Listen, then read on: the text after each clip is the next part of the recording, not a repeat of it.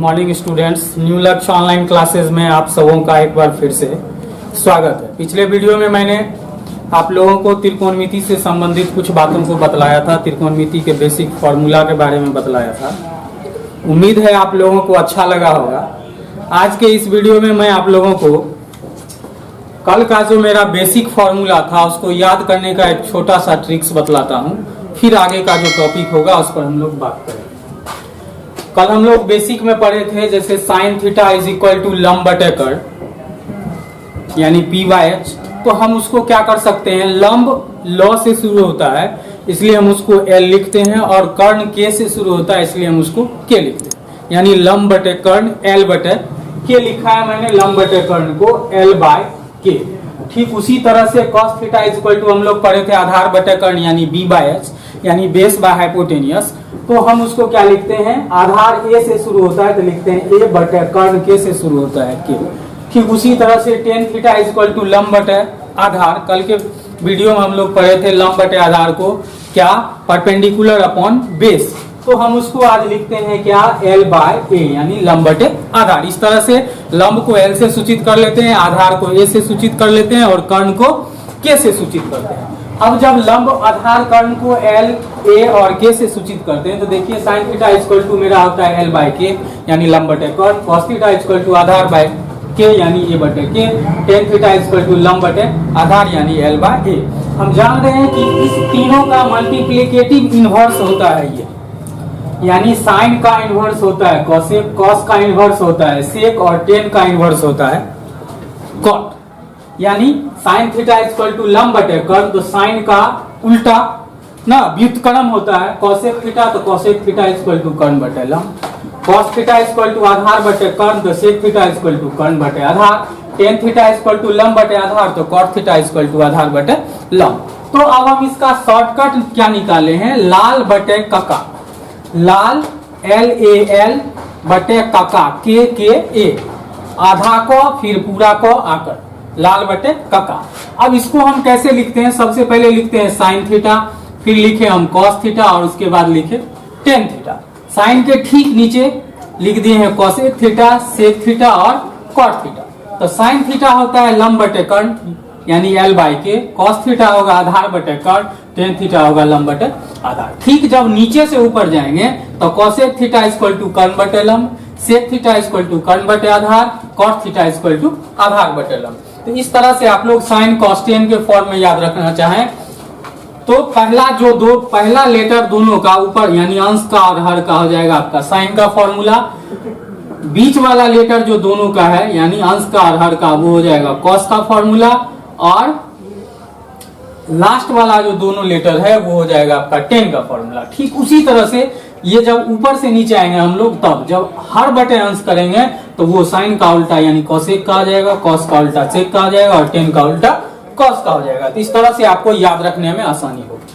कल हम बताए थे किसी संख्या और उसके व्युत्क्रम, किसी भी संख्या का दो व्युत्क्रम होता है, एक गुणन व्युत्क्रम यानी एडिटिव इनवर्स, दूसरा होता है एक होता है योज्य व्युत्क्रम जिसको हम लोग योज्य प्रतिलोम भी कहते हैं, वो होता है एडिटिव इनवर्स। दूसरा होता है गुणन व्युत्क्रम यानी मल्टीप्लिकेटिव इनवर्स। तो किसी संख्या और उसके मल्टीप्लिकेटिव इनवर्स, जैसे 2/3 है, इसका मल्टीप्लिकेटिव इनवर्स हो गया 3/2। दोनों का गुणनफल क्या होता है, दोनों का गुणनफल क्या होता है, 1 होता है। तो इससे रिलेटेड सवाल हम बताए थे, जैसे साइन थीटा और साइन थीटा का मल्टीप्लिकेटिव इनवर्स है कॉसेक थीटा, तो साइन थीटा गुना कॉसेक थीटा बराबर 1। उसी तरह से कॉस थीटा गुना सेक थीटा बराबर 1, उसी तरह से टेन थीटा गुना कॉट थीटा बराबर 1। ठीक उसके बाद हम दो फॉर्मूला और लिखाए थे, sine theta equal to tan theta equal to sine theta upon cos theta और cot theta equal to cos theta upon sine theta. आज के इस वीडियो में हम लोग पढ़ेंगे मान सारणी। क्या पढ़ना है, मान सारणी, मान सारणी, मान सारणी। एग्जाम्स में जो मान पूछे जाते हैं, एग्जाम्स में जो मान पूछे जाते हैं हमारा वह है 0 डिग्री से लेकर 90 डिग्री। किसका किसका पूछा जाता है, 0 डिग्री का, 30 डिग्री का, 45 डिग्री का, 60 डिग्री का और 90 डिग्री का। 0, 30, 45, 60 और 90। इसका मान पूछा जाता है आपको। 0 डिग्री, 30 डिग्री, 45 डिग्री, 60 डिग्री और 90 डिग्री। अब ये हम जान रहे हैं कि त्रिकोणमितीय अनुपात कितने हैं? 6। त्रिकोणमितीय अनुपात कितने हैं? 6। त्रिकोणमितीय अनुपात 6 हैं और छवों का हमको 0 से लेकर 90 तक का मान जानना है। छवों का हमको 0 से लेकर 90 तक का मान जानना है। चलिए, तो सबसे पहले हम लोग किसका मान जान लेंगे? साइन का। अगर 3 का मान पता हो गया तो नेक्स्ट 3 का मान पता हो जाएगा, यानी साइन, कॉस और टेन का मान पता चल गया तो नेक्स्ट 3 का पता चल जाएगा। अब हम लोग एक फॉर्मूला पढ़े थे कल, tan theta is equal to sine theta upon cos theta, और cot theta is equal to पढ़े थे cos theta upon sine theta. आज हम आपको एक मान, तो आप सारणी बना के निकाल सकते हैं, आज हम आपको मान निकालने का एक नया तरीका सिखाते हैं, left hand rule. Left hand rule के हिसाब से हम लोग मान कैसे निकालेंगे उसको देखिए आप लोग। मान निकालने का जो ये लेफ्ट हैंड रूल है उसको हम लोग देखते हैं।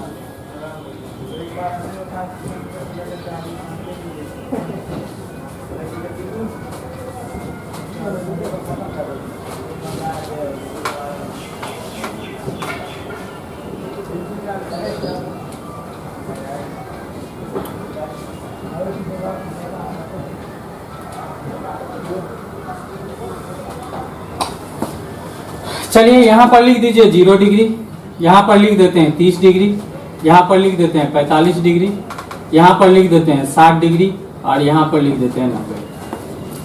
0, 30, 45, 60 और 90।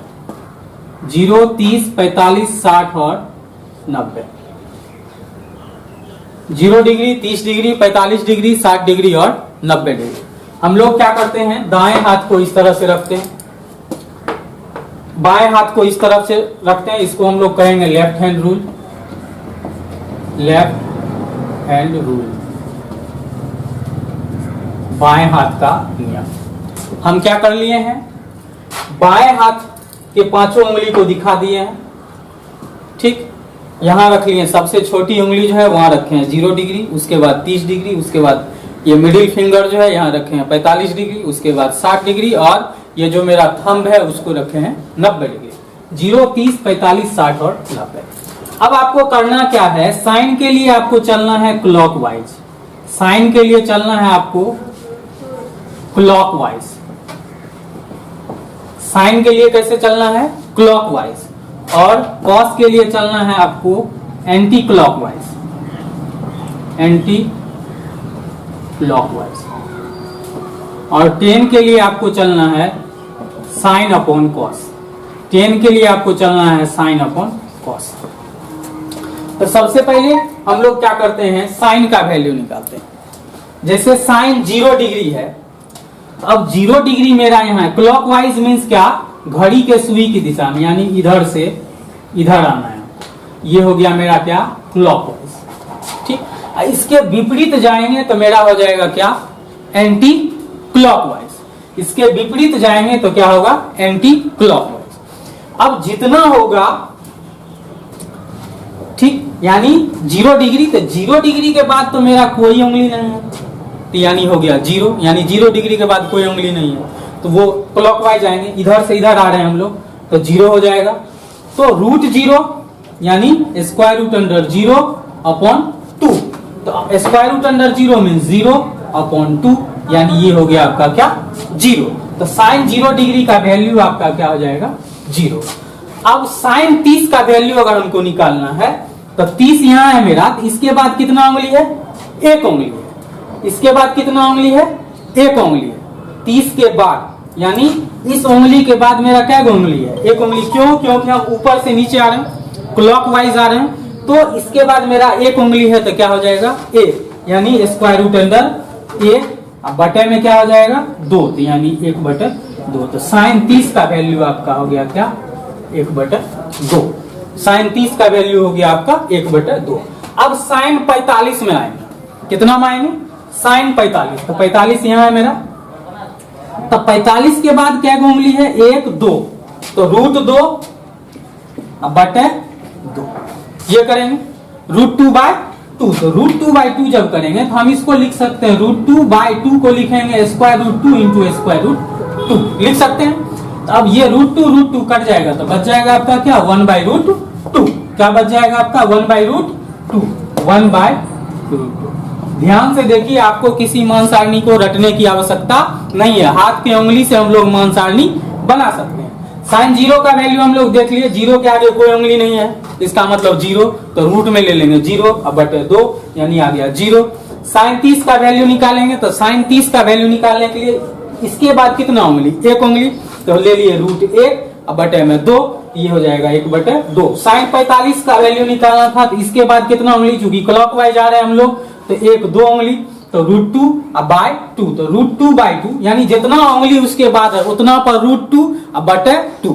अब साइन 60 का वैल्यू निकालना है तो 60 के बाद कितना उंगली, 1 2 3, तो रूट में ले लेंगे 3 बटे में आ जाएगा 2, तो √3/2, तो साइन 60 का वैल्यू हो गया √3/2। अब साइन 90 का वैल्यू निकालेंगे तो यहाँ है मेरा 90, इसके बाद कितना उंगली, 1 2 3 4 उंगली, तो √4/2, √4/2 मतलब 2/2 यानी आ जाएगा आपका कितना 1, तो ये हो जाएगा आपका क्या 1। तो इस तरह से मेरा साइन का वैल्यू कंप्लीट हो गया। साइन का वैल्यू देख लिए कितना आसान है, सीख गए हम लोग। साइन 0 का वैल्यू कैसे निकाले, तो 0 के बाद यानी ये जो मेरा स्मॉल फिंगर है इसके बाद तो कोई उंगली है नहीं, तो इसका मतलब वैल्यू मेरा 0 यानी रूट में लेना है 0 बटे सबके करना है 2, तो 0/2 यानी √0/2 यानी 0। 30 यानी ये जो मेरा है इसके बाद कितना, एक उंगली है तो यानी √1/2 यानी 1/2। अब 45 है, साइन 45 निकाले तो इसके बाद कितना उंगली था, 2 उंगली था, तो रूट में ले लिए 2/2 यानी ये आ गया आपका क्या 1/√2। फिर 60 का निकाले तो साइन 60, तो 60 के बाद यानी इस उंगली के बाद मेरा कितना उंगली है, 1 2 3 उंगली है, तो रूट में ले लिए 3 बटे में 2। फिर यहाँ 90 निकालने के लिए इसके बाद कितना उंगली है, 4 उंगली है, तो 4 बटे यानी √4/2, √4 मीन्स 2/2 यानी 1। साइन का वैल्यू मेरा कंप्लीट हो गया। अब निकालेंगे क्या, कॉस का वैल्यू। कॉस का वैल्यू निकालने के लिए हमको क्या करना है, एंटी क्लॉकवाइज चलना है। क्या चलना है, एंटी क्लॉकवाइज चलना है। क्या चलना है, एंटी क्लॉकवाइज यानी घड़ी के सुई के विपरीत दिशा में चलना है, घड़ी के सुई के विपरीत दिशा में चलना है। अब cos 0 का वैल्यू निकालेंगे तो 0 यहाँ है, तो इसके बाद कितनी उंगली है, 1 2 3 4 यानी √4 अब बटे में आएगा 2, तो √4/2 यानी 2/2 यानी क्या हो जाएगा आपका 1, यानी cos 0 का वैल्यू हो गया आपका 1। ये तो इससे भी निकाल सकते हो, नहीं तो इस वैल्यू को आप क्या करो, इधर से इधर लिख दो। ठीक, जो हम इधर से इधर लिखे हैं अब उसको उधर से उठा के लाते जाओ, इससे भी आ जाएगा, नहीं तो इस रूल से भी हम लोग देख सकते हैं। जैसे साइन 0 का वैल्यू, cos 0 का वैल्यू देख लिए, cos 0 का वैल्यू निकालने के लिए हमको यहां से इधर जाना है, तो 1 2 3 4 यानी 4 उंगली है, तो 4 पर रूट डालेंगे तो √4/2 यानी कि 2/2 यानी 1। अब cos 30 का वैल्यू निकालना है, तो इसके बाद कितनी उंगली है, 1 2 3, तो 3 के ऊपर रूट आ जाएगा तो √3 अब बटे क्या 2 हो गया, √3/2। अब 45 का वैल्यू निकालेंगे तो इसके बाद कितनी उंगली, 1 2 यानी √2/2 यानी 1/√2। तो हम देख रहे हैं कि यही वैल्यू रिपीट हो रहा है, यही वैल्यू रिपीट हो रहा है। पहले ये जो 90 डिग्री का वैल्यू था, जो साइन में 90 डिग्री का वैल्यू था वो कॉस में किसका वैल्यू हो गया, 0 डिग्री का। जो साइन में 60 डिग्री का वैल्यू था वो कॉस में किसका वैल्यू हो गया, 30 डिग्री का। जो साइन में 45 का वैल्यू था वो कॉस में 45 का वैल्यू है। अब क्या है आपका, तो इस तरह से ये आ जाएगा कितना 1/2 और ये आ जाएगा कितना 0। तो इस तरह से साइन कॉस का वैल्यू हमको पता चल गया। तो ये लेफ्ट हैंड रूल से आपको किसी तरह का वैल्यू टेबल बनाने का जरूरत नहीं है। आप एग्जाम में लेफ्ट हैंड याद रखोगे, वैल्यू याद रह जाएगा। आपको किसी तरह का कोई वैल्यू टेबल को रटने का, याद करने का जरूरत नहीं है। साइन कॉस हो गया। अब मेरा होगा क्या, टेन। तो टेन के बारे में हम लिखे क्या, साइन के बारे में लिखे क्लॉकवाइज, कॉस के बारे में लिखे एंटी क्लॉकवाइज, और टेन क्या होता है साइन अपॉन कॉस। तो साइन अपॉन कॉस कर देंगे, यानी tan 0 का वैल्यू निकालेंगे हम। tan 0 का वैल्यू निकालेंगे तो हम क्या करेंगे, sine 0 upon cos 0, sine 0 degree upon यानी टेन 0 डिग्री का वैल्यू निकालेंगे तो sine 0 degree upon cos 0 degree, क्या करेंगे sine 0 degree upon cos 0 degree, तो साइन 0 डिग्री का वैल्यू है 0 अपॉन कॉस 0 का वैल्यू 1, तो 0/1 यानी क्या 0। फिर अब साइन टेन 30 का वैल्यू निकालेंगे, तो टेन 30 का वैल्यू यदि हमको निकालना है तो tan 30 degree is equal to हो जाएगा क्या साइन 30 डिग्री अपॉन क्या कॉस 30 डिग्री, तो साइन 30 डिग्री का वैल्यू कितना है मेरा 1/2 अपॉन स्क्वायर रूट अंडर 3/2, तो 2 कैंसिल हो जाएगा तो बच जाएगा आपका क्या 1/स्क्वायर रूट अंडर 3, तो ये हो गया क्या यानी टेन 30 का वैल्यू हो गया 1/स्क्वायर रूट अंडर 3। अब ये निकल गया, अब टेन 45 यानी साइन 45 बटा कॉस 45, तो ये भी है 1/√2, ये भी है 1/√2, कट के क्या हो जाएगा 1 हो जाएगा। चलिए अब टेन 60 का वैल्यू निकालेंगे तो साइन 60 अपॉन कॉस 60, तो 2 कट जाएगा, बचेगा √3 अपॉन 1 यानी √3। अब उसी तरह से 1/0 जो होगा ये 1/0 ये अपरिभाषित होगा, क्या होगा अपरिभाषित, क्या होगा अपरिभाषित। कहीं कहीं लोग इसके लिए इनफिनाइट टर्म का भी यूज कर लेता है, तो इनफिनाइट भी आप लिख सकते हो, ऐसे ये लिखना उतना उचित नहीं है, ठीक। साइन कॉस 10, अब आपका क्या है साइन कॉस 10 निकल गया, तो अब उसको उलटते जाइए तो कोसेक सेक और कॉट निकल जाएगा। अब जैसे कोसेक है तो साइन को उलटते जाएंगे, साइन को उल्टेंगे तो 0 डिग्री है तो 0 है, साइन 0 का वैल्यू 0 है तो इसको उल्टेंगे तो 0 अपॉन में कुछ नहीं तो 1, तो 1/0 हो जाएगा यानी अपरिभाषित हो जाएगा, क्या हो जाएगा अपरिभाषित, या आप इनफिनाइट लिखते हो तो इनफिनाइट। चलो अब ये 1/2 है उलट देंगे इसको तो क्या हो जाएगा 2/1 यानी 2 हो जाएगा, ये 1/√2 है उलट दोगे तो क्या हो जाएगा स्क्वायर रूट अंडर 2 हो जाएगा, ये √3/2 है उलट जो दोगे तो क्या हो जाएगा स्क्वायर रूट अंडर 2/स्क्वायर रूट अंडर 3, 1 है उलट दोगे तो क्या होगा 1। तो इस तरह से निकल गया कोसेक 0 का वैल्यू क्या अपरिभाषित, कोसेक 30 का वैल्यू 2, कोसेक 45 का वैल्यू √2, कोसेक 60 का वैल्यू 2/√3 और कोसेक 90 का वैल्यू क्या 1। चलिए इसी तरह से हम वैल्यू निकाल सकते हैं किसका सेक का और कॉट का। सेक का वैल्यू निकाल लेते हैं हम लोग, चलिए सेक का वैल्यू कैसे निकालेंगे, तो कॉस को उल्टेंगे क्योंकि कॉस का उल्टा होता है सेक, तो 1 है तो 1 ही रहेगा, ठीक। या इस वैल्यू को इधर से लिख लो, जैसे ये √3/2 है यहाँ 2/√3 है तो इधर आ जाएगा यानी ये हो जाएगा 2/√3, ये रहेगा √2, ये हो जाएगा 2 और ये हो जाएगा आपका अपरिभाषित। सिर्फ साइन का वैल्यू अगर आपको याद हो जाता है तो बाकी सब का वैल्यू आप आसानी से निकाल सकते हो, और साइन का वैल्यू याद नहीं करना, ये हाथ की उंगली से निकाल सकते हैं हम लोग। चलिए साइन cos 10 कोसेक सेक और कॉट। अब कॉट में चलते हैं, 10 को उल्टेंगे तो ये 0 है, इसके बटे में कुछ नहीं तो 1, तो उलट देंगे 1/0 यानी अपरिभाषित, क्या हो जाएगा अपरिभाषित। अब है आपका क्या 10 में 1/√3 उलट देंगे तो क्या हो जाएगा स्क्वायर रूट अंडर 3, ये है आपका 1 तो उल्टेंगे तो 1 ही होगा, ये है √3 उलट देंगे तो हो जाएगा 1/स्क्वायर रूट अंडर 3, और ये है आपका अपरिभाषित तो उलट देंगे तो क्या हो जाएगा 0। इस तरह से साइन कॉस और 10 कोसेक सेक और कॉट का वैल्यू हमको पता चल गया। चलिए अब आपका मान सारणी बन के तैयार है, आपको 0 से लेकर 90 तक का ही वैल्यू निकालना है आपके एग्जाम्स में, और वो आप आसानी से निकाल सकते हो बिना मान सारणी को याद किए। चलिए अब आपका नेक्स्ट है पूरक सूत्र यानी कॉम्प्लीमेंट्री फॉर्मूला। बेसिक फॉर्मूला जो हम पढ़ाए हैं वो आपको यूज होगा एक्सरसाइज 8.1 में, मान सारणी से रिलेटेड जो भी है वो होगा यूज आपका एक्सरसाइज 8.2 में, और पूरक सूत्र जो है वो आपको एक्सरसाइज 8.3 पे। नेक्स्ट वीडियो में हम आपको बताएंगे वर्ग सूत्र, जिसका यूज होगा एक्सरसाइज 8.4 में यानी प्रूफ वाले चैप्टर में। चलिए सबसे पहले पूरक सूत्र देख लेते हैं, पूरक सूत्र हम लोग कैसे निकालते हैं। तो हम जान रहे हैं कि त्रिकोणमिति जो करते हैं तो उसमें सबसे जो मस्ट चीज है वो है समकोण त्रिभुज का होना।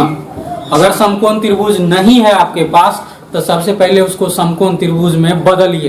किसी त्रिभुज को समकोण त्रिभुज के फॉर्म में चेंज करना पड़ेगा, बांटना पड़ेगा, बनाना पड़ेगा। उसके बाद जाके ही आप त्रिकोणमिति का जो फॉर्मूला है उसको अप्लाई कर सकते हैं। अब यहाँ पर हम पूरक सूत्र बना रहे हैं, तो मान लेते हैं कि यह एबीसी एक समकोण त्रिभुज है।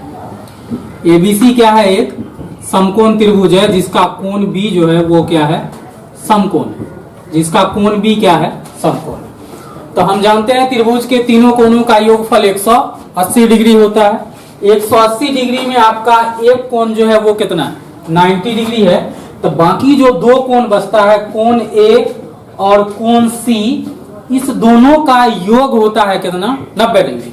अर्थात ये कोण ए और कोण सी जो है वह न्यून कोण होता है, जिसको हम थीटा के फॉर्म में लेते हैं, यानी थीटा के रूप में यूज करते हैं।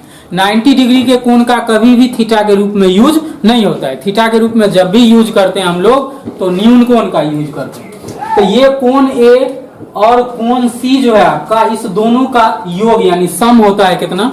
90 डिग्री। यानी कोण ए प्लस कोण सी बराबर क्या? 90 डिग्री। क्या होता है? कोण ए प्लस कोण सी बराबर 90 डिग्री।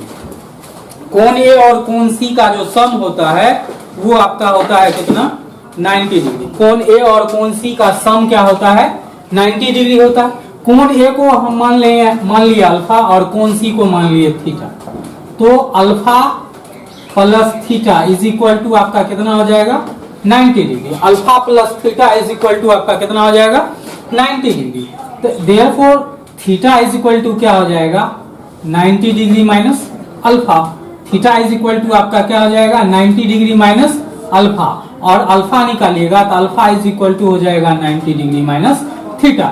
इसलिए हमने यहाँ पर लिखा है alpha is equal to 90 degree minus theta, या theta is equal to 90 degree minus alpha. अब मान लो आप कि ये आपका क्या है? अगर इस थीटा बेसिस पर देखते हो, यानी एंगल सी को आप थीटा मानते हो, तो ये आपका क्या है? लंब है। क्या है आपका? लंब, यानी पी परपेंडिकुलर। ये जो है आपका वो बेस है, यानी आधार, यानी बेस, यानी बी। और ये जो है आपका वो कर्ण है, यानी एच। क्यों? तो कर्ण हमेशा फिक्स होता है। 90 डिग्री का जो कोण है उसके सामने का भुजा जो होगा आपका वो क्या होगा? कर्ण होगा। 90 डिग्री के सामने का जो भुजा होगा आपका वो कर्ण। अब आप यहां पर क्या करो, अगर ये थीटा है तो थीटा के लिए ये क्या है? लंब है। और ये क्या है? कर्ण है। तो sine theta is equal to अगर आप निकालोगे, sine theta is equal to, तो sine theta is equal to होता है क्या? लंब बटे कर्ण, यानी लंब बटे कर्ण, यानी क्या? लंब बटे कर्ण यानी पी बटे H, perpendicular upon hypotenuse. Sine theta is equal to क्या? Perpendicular upon hypotenuse. कब? जब हम एंगल सी को मानते हैं कौन चीज? थीटा। अब अगर एंगल ए को थीटा माने, यानी एंगल ए को हम मान लिए क्या? अल्फा, तो इसके लिए यह भुजा क्या है?